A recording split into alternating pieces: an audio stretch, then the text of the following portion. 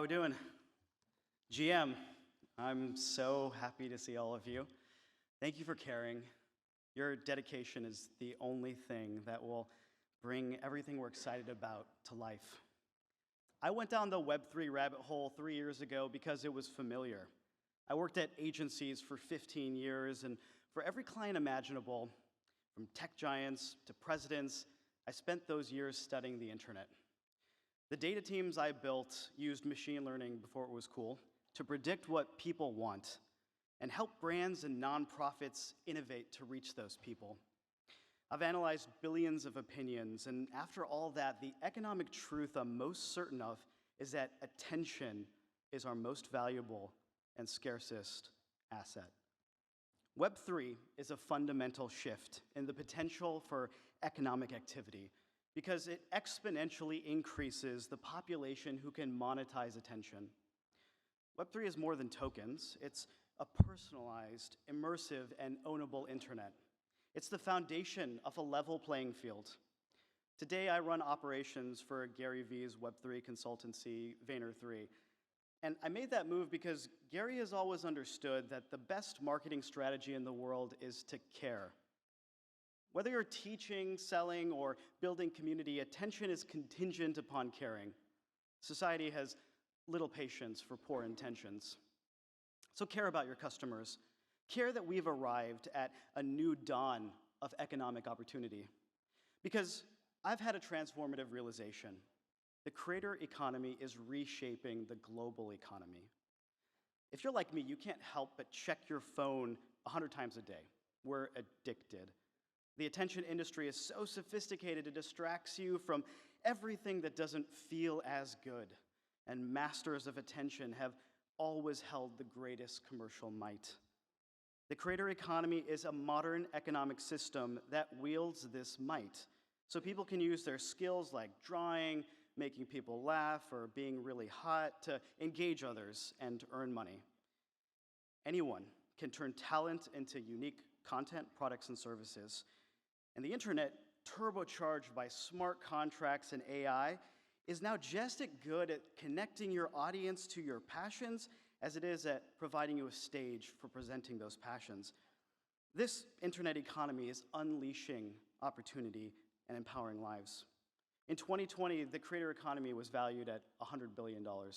Next year, it'll be $500 billion. And while a 5X is nothing to degens, most of the world is remarking on this as a revelation. Nobel Prize-winning economist Paul Samuelson emphasized the idea that economics is not about things and tangible objects. It's about the individuals, their meanings, and their actions. The creator economy embodies this notion by placing individuals at the heart of economic growth and value creation. Human capital is exploding. Personal development is ushering a new era of entrepreneurship characterized by the fact that influencer is the #1 career choice for American children. For the first time in human history, the systems exist for anyone to be the main character. This is how challenger brands like Glossier and Dollar Shave Club can manifest from social media to earn unicorn status. This is why Mr. Beast is lecturing at Harvard. Top business schools are scrambling to decode the upending of traditional principles. Along the way, influence itself is being redefined. Mr. Beast may be the last of the great reach wizards. Outside of these walls, many of the apes and punks that we follow on Twitter are unknown, but they disproportionately affect how we spend. Some of you bought $2,000 luxury video game jewelry last week. In his book, The Long Tail, Chris Anderson highlighted the significance of niche markets in the digital age. 20 years ago, he suggested that the bigger a storefront, the more sales they can have in marginalized categories. He was talking about Walmart. Web3 is the biggest storefront imaginable, a marketplace of everything. So every preference, for every flavor, there is a data-driven creator inventing an industry by building an audience, making a product, and shipping it without hiring a single employee. Platforms have given rise to over 200 million content creators globally who cater to diverse interests. You love gardening? You can make a living sharing your passion daily because today's algorithms love your consistency more than your mass appeal. They direct the attention of 1 million small communities to 1 million small creators rather than force you to conform to the base preferences of the masses. Disruption from tools like TikTok with over 1 billion monthly active users have given creators unprecedented exposure and opportunity to drive economic growth. I used to build websites for brands that were deemed award-worthy if they held your gaze for 30 seconds. The first time somebody logs into TikTok, their average watch time is 10 minutes. Individuals can now create, market, and distribute their products and services without relying on classical intermediaries. Interest algorithms surface anything that resonates, allowing for more diverse voices and ideas to be heard. So let's talk about NFTs. They unlock new business models in the creator economy. Creators can tokenize their work or ideas, ensuring their scarcity and value.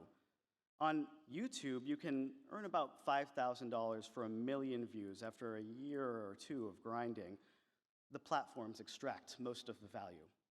Adam Smith said, "It's not from the benevolence of the butcher, the brewer, or baker that we expect our dinner, but from their regard to their own interest." The prevailing incentives for tech are aligned with the investors first, the founders second, the advertisers third, and the users last. Blockchains change this. Creators can gate their content users who have invested in them, not the tech platform, owning their content and community. Tech platforms reward users in countless ways in this new paradigm, with a USDC faucet that turns on when you share your data, or granting tokenized securities that turn users into shareholders. So many platforms exist today to do these things. Exchanges like Zora and platforms like Manifold make it easy to sell art. Protocols like Lens and Unlock are open sourcing the tokenized social layer. Mirror and Glass are rapidly prototyping models for creators to own their content and empower them to design the experience that maintains their influence. As more people become active in the creator economy, traditional industries need to adapt or die. This is true for how you sell and for how you attract and retain talent. Think about it. Why work for a company that devalues your creativity when you can build your personal brand, connect with a community that cares, sell them something that meets their needs, and make a living doing what you love? The Internet of Marketplaces lets you have a business without a storefront. Already, you don't need a bank to access capital. Community building has never been more facilitated and powerful. Web3 ties these revolutions together. And yes, I said GM because it's still early. Now is the time. It's not easy. To beat AI prompt engineers, you'll need to be remarkably creative. To surpass automation, you'll have to be incredibly inventive. Start by being kind to yourself. You can't do it all. You never could. What changed is you're more aware of everything, and FOMO hurts. It's paralyzing.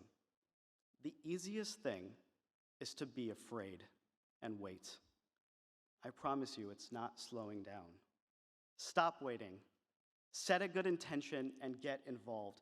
Focus on learning. Try the AI, mint an NFT, record a selfie video, and post it. Of course, there are risks.